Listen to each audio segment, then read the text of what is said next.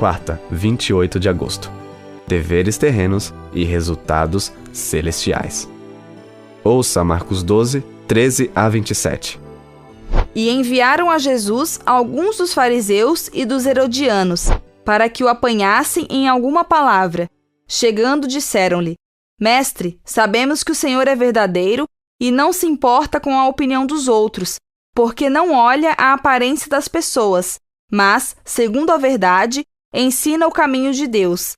É lícito pagar imposto a César ou não? Devemos ou não devemos pagar? Mas Jesus, percebendo a hipocrisia deles, respondeu: Por que vocês estão me pondo à prova? Tragam-me um denário para que eu o veja. Eles trouxeram, e Jesus lhes perguntou: De quem é esta figura e esta inscrição? Eles responderam: De César. Então Jesus disse: Deem a César o que é de César, e a Deus o que é de Deus. E muitos se admiraram dele.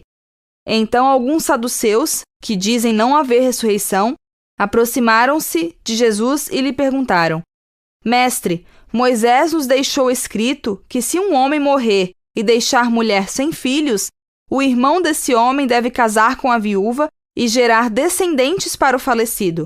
Havia 7 irmãos. O primeiro casou e morreu sem deixar filhos. O segundo casou com a viúva e morreu, também sem deixar descendência. E o terceiro, da mesma forma. E assim, os 7 não deixaram descendência.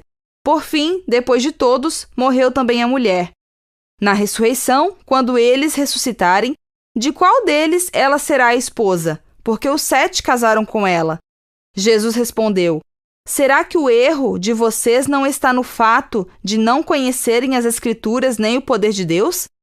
Pois, quando ressuscitarem dentre os mortos, nem casarão, nem se darão em casamento, mas serão como os anjos nos céus. Quanto aos mortos, que eles de fato ressuscitam, vocês nunca leram no livro de Moisés, no trecho referente à sarça, como Deus lhe falou: Eu sou o Deus de Abraão, o Deus de Isaque, o Deus de Jacó? Ele não é Deus de mortos, e sim de vivos. Vocês estão completamente enganados. Pergunta 5. O que ocorreu nesses relatos e que verdades Jesus ensinou? Os líderes estavam tentando apanhar Jesus em algo que pudessem usar para condená-lo, junto ao governador romano ou ao povo. Nessa controvérsia, a questão foi o pagamento de impostos. Naquela época, recusar-se a pagar impostos poderia ser considerado rebelião contra o governo romano, uma ofensa grave. Jesus respondeu que eles deviam dar a César o que é de César e a Deus o que é de Deus. Isso fez com que ele escapasse da armadilha, mas também ofereceu instruções profundas sobre a responsabilidade do cristão para com o governo.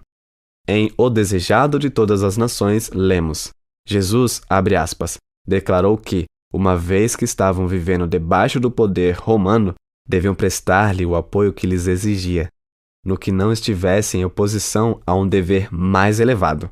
Mas, embora pacificamente sujeitos às leis da terra, deviam ser primeiramente leais a Deus. Fecha aspas.